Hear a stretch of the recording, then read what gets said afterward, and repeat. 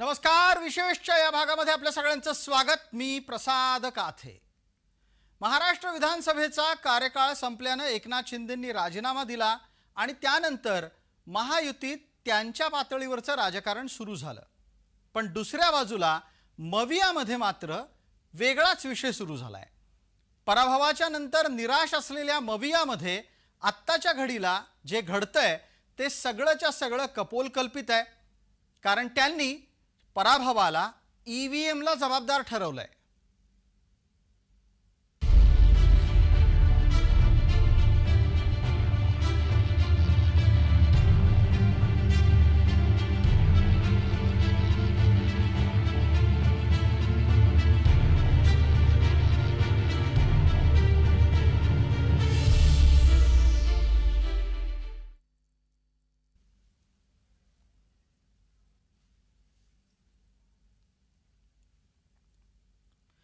तर आत्ताच्या घडीला निकालाच्या नंतर पराभवाच्या छायेत असलेली मविया ही ईव्हीएमला जबाबदार ठरवते आणि त्यासाठी जितेंद्र आव्हाड मैदानात आलेले आहेत.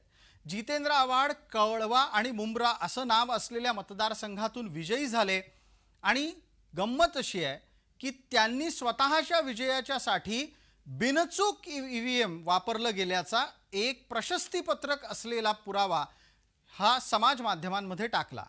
पण ज्या पद्धतीने स्वतःच्या मतदारसंघात ईव्हीएम बिनचूक वापरलेल्या आव्हाडांना इतरांना त्याबद्दलच्या क्लुप्त्या सांगता आल्या नाहीत हेही तेवढंच खरं. त्यामुळे ईव्हीएमच्या बद्दल आव्हाडांचे काय दावे आहेत ते पहा. हम पहुंचा पाए लेकिन ईवीएम ने रोक दिया.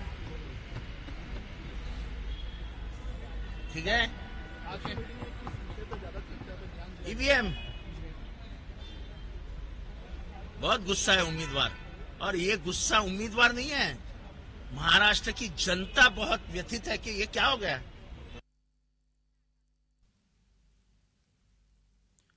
मवियाचं खरं दुखणं काय आहे ते लक्षात घेऊयात. मतदान यंत्र सदोष आहेत असं त्यांचं म्हणणं आहे. झालेलं मतदान आणि मोजलेलं मतदान यात फरक आहे असाही मवियाचा दावा आहे. निवडणुका पुन्हा मतपत्रिकेवर घ्या ही त्यांची मागणी आहे.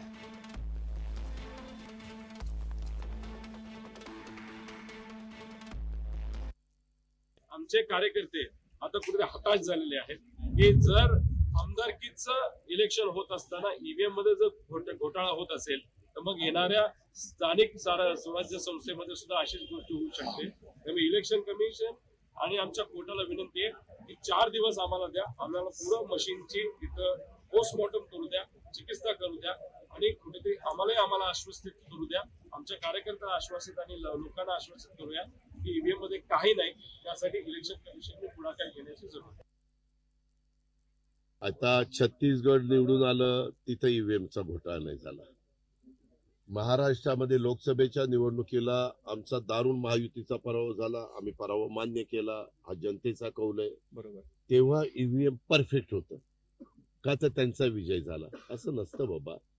त्याच्यामध्ये ईव्हीएमला दोष द्यायचं काहीच कारण नाही. आम्ही यश अपयश हे मतदारांच्यावर अवलंबून असतं.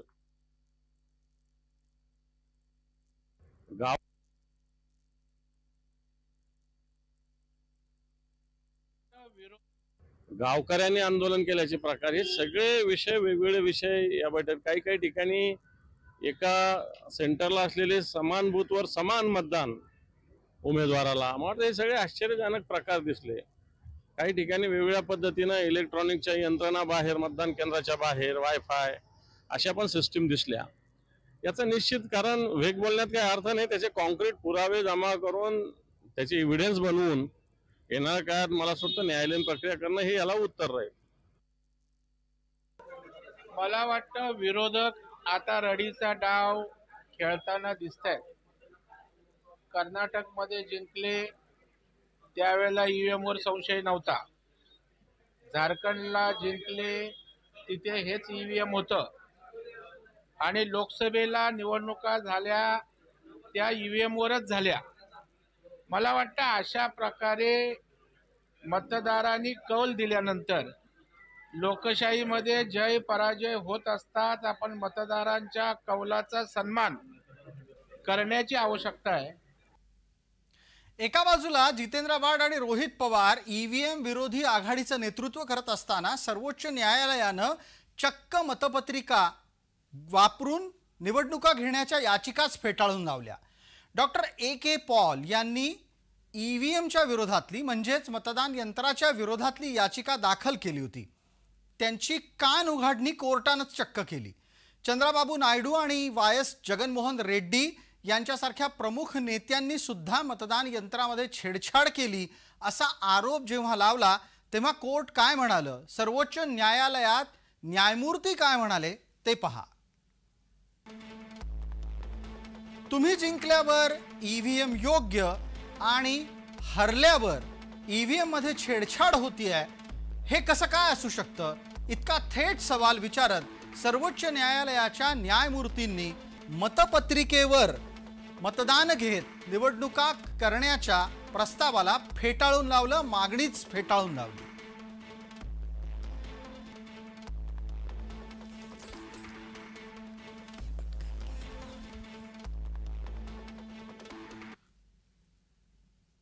ईव्हीएम विरोधक सातत्यानं आणि तेच ते दावे करत असतात.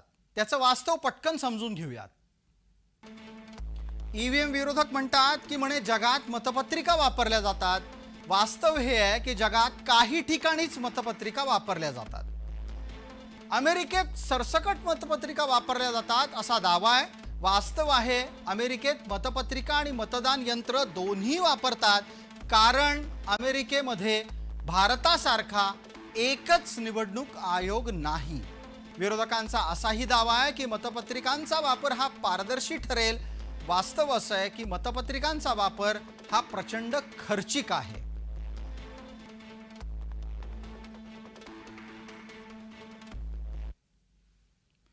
या सर्व पार्श्वभूमीवर आपल्याला लक्षात घ्यायला हवं की मतपत्रिकांचा वापर करत असताना या संदर्भात जे आंदोलन उभारलं जातंय त्याच्यातली अंदरकी बात काय आहे, खरं पडद्यामागे काय घडतंय.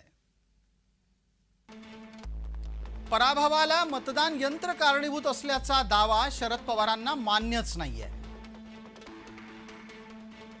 केवळ दुसऱ्या फळीच्या नेत्यांना काहीतरी कामधंदा असावा आणि त्यांच्या हट्टापायी हे आरोप सुरू झाले आहेत. मतदान यंत्र हॅक करा म्हणजे अर्थात त्यात छेडछाड करून दाखवा असं आव्हान जेव्हा निवडणूक आयोगानं दिलं तेव्हा ते निवडणूक आयोगाचं आव्हान शिवसेनेनं अर्थात त्यावेळच्या शिवसेनेनं स्वीकारलेलं नव्हतं. विधानसभेतल्या पराभवानं मविया पुरती खचलेली आहे. कार्यकर्ते निराश होऊ नयेत म्हणून मतदान यंत्रावर आगपाखड सुरू आहे. मतदान यंत्र विरोधी भूमिका घ्यावी की नाही याबाबत काँग्रेस संभ्रमात आहे.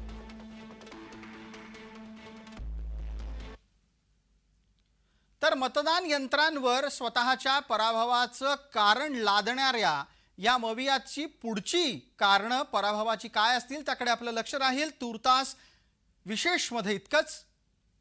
आपण पाहत रहा फक्त जय महाराष्ट्र.